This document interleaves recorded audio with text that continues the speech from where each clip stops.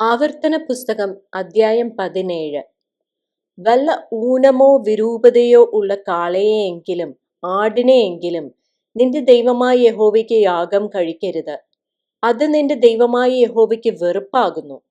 നിന്റെ ദൈവമായ യഹോവ നിനക്ക് തരുന്ന ഏതൊരു പട്ടണത്തിലെങ്കിലും നിന്റെ ദൈവമായ യഹോവയ്ക്ക് അനിഷ്ടമായുള്ളത് ചെയ്ത് അവന്റെ നിയമം ലംഘിക്കുകയും ഞാൻ കൽപ്പിച്ചിട്ടില്ലാത്ത അന്യദൈവങ്ങളെയോ സൂര്യചന്ദ്രന്മാരെയോ ആകാശത്തിലെ ശേഷം സൈന്യത്തെയോ ചെന്ന് സേവിച്ച് നമസ്കരിക്കുകയും ചെയ്ത പുരുഷനെ ആകട്ടെ സ്ത്രീയെ ആകട്ടെ നിങ്ങളുടെ ഇടയിൽ കണ്ടുപിടിക്കുകയും അതിനെക്കുറിച്ച് നിനക്ക് അറിവ് കിട്ടുകയും ചെയ്താൽ നീ നല്ലവണ്ണം ശോധന കഴിച്ച് അങ്ങനെയുള്ള മ്ലേച്ഛത ഇസ്രയേലിൽ നടന്നു എന്നുള്ളത് വാസ്തവവും കാര്യം യാഥാർത്ഥ്യവും എന്ന് കണ്ടാൽ ആ ദുഷ്ടകാര്യം ചെയ്ത പുരുഷനെയോ സ്ത്രീയെയോ പട്ടണവാതിലിനു പുറത്തു കൊണ്ടുപോയി കല്ലെറിഞ്ഞു കൊല്ലണം.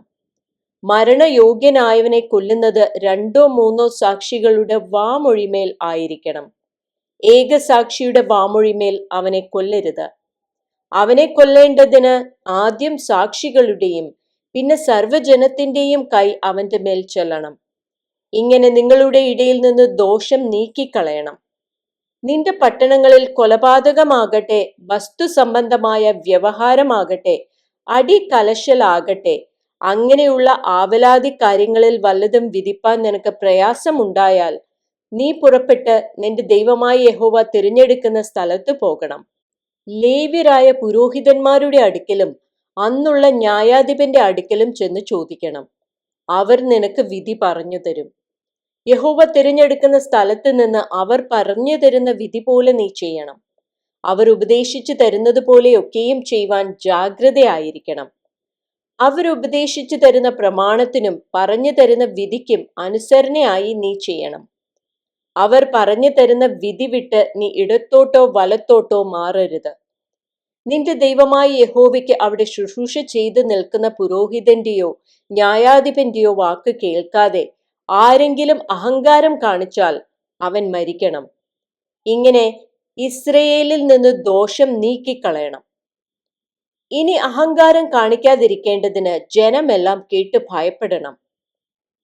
നിന്റെ ദൈവമായ യഹോവ നിനക്ക് തരുന്ന ദേശത്ത് നീ ചെന്ന് അതിനെ കൈവശമാക്കി അവിടെ കുടിപാർത്ത ശേഷം എന്റെ ചുറ്റുമുള്ള സകല ജാതികളെയും പോലെ ഞാനൊരു രാജാവിനെ എന്റെ മേൽ ആക്കുമെന്ന് പറയുമ്പോൾ നിന്റെ ദൈവമായ യഹോവ തിരഞ്ഞെടുക്കുന്ന രാജാവിനെ നിന്റെ മേൽ ആക്കണം.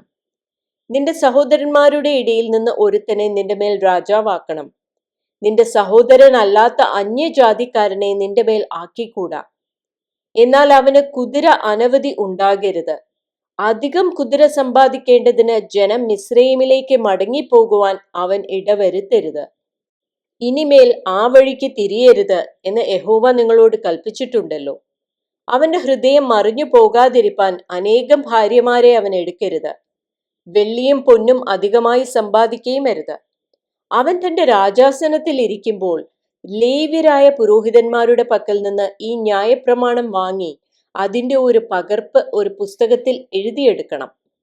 ഈ ന്യായപ്രമാണത്തിലെ സകല വചനങ്ങളും ചട്ടങ്ങളും അവൻ പ്രമാണിച്ച് നടന്ന് തന്റെ ദൈവമായ യഹോവയെ ഭയപ്പെടുവാൻ പഠിക്കേണ്ടതിന് അത് അവന്റെ കൈവശം ഇരിക്കുകയും അവന്റെ ഹൃദയം സഹോദരന്മാർക്ക് മീതെ അഹങ്കരിച്ചുയരാതെയും അവൻ കൽപ്പന വിട്ട് ഇടത്തോട്ടോ വലത്തോട്ടോ തിരിയാതെയും ഇരിക്കേണ്ടതിനും അവനും അവന്റെ പുത്രന്മാരും ഇസ്രയേലിന്റെ ഇടയിൽ ദീർഘകാലം രാജ്യഭാരം ചെയ്യേണ്ടതിനുമായി അവൻ തന്റെ ആയുഷ്കാലമൊക്കെയും അത് വായിക്കുകയും വേണം.